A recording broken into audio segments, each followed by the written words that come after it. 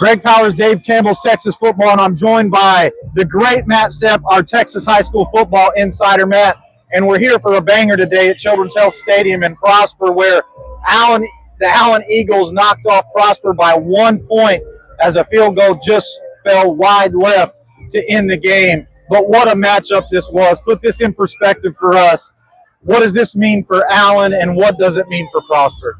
First off, I think the day game, playing at 1 o'clock, big stadium, big crowd, 2 December football teams playing. It was about as good as you can get for a regular season football game, and I think the folks that came to this game got their money's worth. For Allen, this basically clinches the district championship. They are now 8-0 on the year, barring a couple of major upsets down the stretch. They will win the district championship. They'll be the number 1 seed in the Division I bracket going into the postseason. If you Prosper, your playoff path is still a little bit up in the air because Prosper could go Division I, they could go Division II, depending if one of the 2 Plano schools gets into the postseason. If Prosper goes Division I, obviously the path gets a little bit tougher because now they're going to have to play one of the top seeds from the other district. We could see this game again, and if Prosper goes Division II, they could be the chief challenger to South Lake Carroll in the Division II Region I bracket. Prosper, Tyler Moore has got a very, very good football team over there. They are a top 10 team in the state of Texas, and despite the loss, I expect Prosper to remain in the state rankings at the top 10. Well, I agree with you. I mean, this was a playoff atmosphere out here today. Both crowds were very excited for this game, and it felt like you were watching 2 state championship contending teams. To me, Prosper gave Allen everything it could handle and more, but Allen answered the call. Let's focus on Allen just a little bit for right now because they were the victors today. Coach Wigington has this program going in the right direction. He's made year-over-year improvement, game-over-game improvement, and I'm looking at this Eagles offense and thinking, this reminds me a lot of those Midlothian Heritage offenses that were so successful. A lot of motion, a lot of different formations. Yeah, I think Allen, starts with Jeremiah Dowd, their Florida Atlantic committed quarterback. I know you're going to talk about him from a recruiting standpoint, but he's kind of what makes everything go, along with Caleb the Jet Smith, the Arizona commit. I think everything kind of floats off Caleb Smith and his ability to stretch the field. And he really didn't stretch the field much tonight, but just the threat of him being out there and all the motion and shifting and different formations that Allen throws at you can kind of throw you off. But it comes down to, I talked to Coach Wigington about it, in winning time, they got behind the offensive line. They were able to run the football with Spriggs and Hambrick, and that's kind of what was the key. And that's ultimately in the playoffs when it gets cold, that's when you're going to see Allen make their money, is the running game. It really came down to a missed extra point in this game, or we'd probably still be out here watching a little bit of ball on a Saturday or Friday after. Friday, yeah. It feels like Saturday because of the playoff vibes. I'm going to kind of talk a little bit about what you said. Jeremiah Dowd, to me, has made drastic improvement from last year when he was at McKinney. Looked a lot crisper in this game. There were a couple laser beam balls across the middle of the field, and I think that's going to be instrumental for Allen's chances to win a state championship. Everything this team does is geared towards wanting to win a state championship. And on the other sidelines, Prosper, they had the ship on the side of their helmet. The mothership. The mothership. So they definitely want to win a state championship here as well. Caleb the Jet Smith, he's a dog. It's key getting him back. But I really like 2028 wide receiver Josiah Johnson.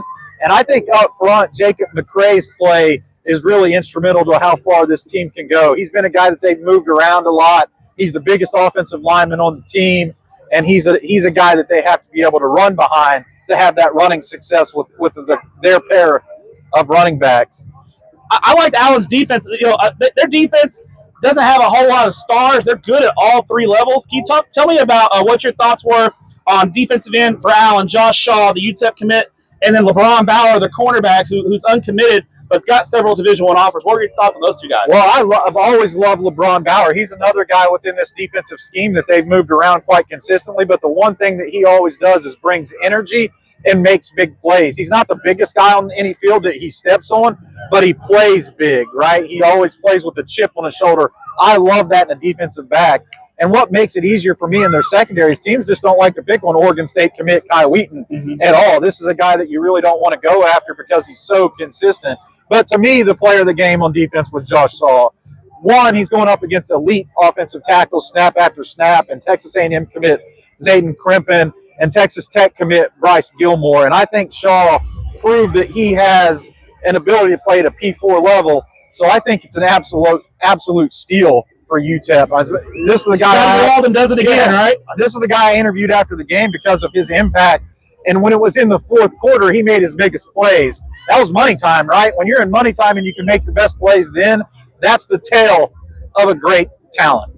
And then for Prosper, let's flip to them from a high school football standpoint. Again, their playoff path is still undecided, but Coach Tyler Moore, this team has the goods to make a playoff run. Obviously, it starts with the offensive line. I thought Braden Imhoff had a great game. The wide receiver, Lathan Ladiolis, I hope I'm saying your name right, Lathan. Unbelievable. Speed for days. He can get behind a defense and make plays. I thought Bryce Robinson at running back was outstanding. I want you to talk about Lathan Ladiolis first. I thought he's a real difference maker for this Prosper offense, isn't he? I felt real great that we just made him a 3-star on Thursday. Well, he's the GOAT, y'all. That's why Greg Powers is the GOAT. He was blowing the doors open. He's really tough to defend because you have to worry about the run game in this offense because they're so good up front. And people that have been hearing me talk about recruiting, I'm not going to dive into Zayden Crimpin and Bryce Gilmore too much. You guys have been hearing me chat about them all year. They're dudes. They're 4-stars. They're bona fide, right? But this is a guy that's a little bit of a sleeper. And I'll even throw some credit to Dallas Boozer because he made a couple of huge plays in this game.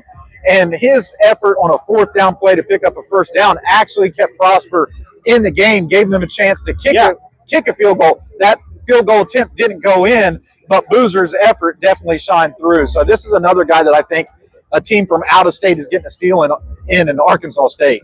Yeah, I mean, Arkansas State going to get a guy like Dallas Boozer, that's pretty impressive for those guys up in Jonesboro. So anything else for you to wrap it up here before I head to my second game of the day? Well, maybe I'll join you there. Frisco Lone Star and Frisco Lakeland. Some recruits in that game, too. We'll see. But two undefeated teams. My takeaway from this game is I do feel like these are two teams that you could actually see in AT&T Stadium. Absolutely. Allen has progressed underneath of Coach Wigg. We saw it today. And Tyler Moore has done a tremendous job with this Prosper team. I think this is the best Prosper offense that I've seen so far. There's no weaknesses for sure. And they got teams. They got good speed, and so that's one knock on Prosper. The pass, they don't lack the ability to take the top off of defense. Well, they have that ability. So yeah, I mean, not a better way to have a Friday afternoon, in my opinion, at Children's Health Stadium. Two state-ranked teams going at it. For Greg Powers, I'm Matt Stepp, Dave Campbell's Texas Football. Keep it locked in.